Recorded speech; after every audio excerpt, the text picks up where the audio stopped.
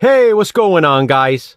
The HORRORman back, welcoming you to Hammer Horror Month, or what Jason and I like to call September, with my review of Horror of Dracula.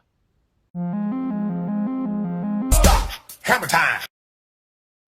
Well, it's September, which means it's September, Hammer Horror Month. Every day this month, Jason and I will be reviewing a different Hammer horror production we watched together. That's 30 Hammer horror reviews, and of course, at the end of it all, we'll rank them. We had so much fun doing Universal Monster Mayhem in May, we decided to do September in September. And to sort of mirror Monster Mayhem, we decided to start with Dracula, or in this case, Horror of Dracula. As you can see, it's included on this 4-movie pack, and Horror of Dracula is also known as Dracula.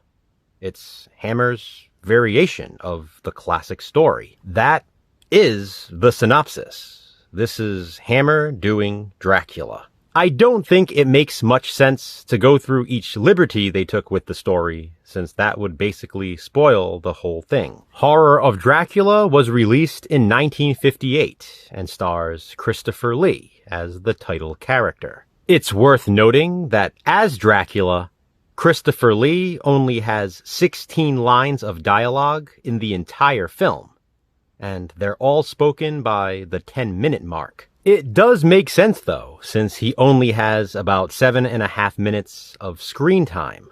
Interesting. Much like how people complain about Michael Myers not having enough screen time in Halloween Ends. They hate that film, but Horror of Dracula is loved. In fact, with its 7.2 rating on IMDb, it's one of the highest rated Hammer horror films of all time.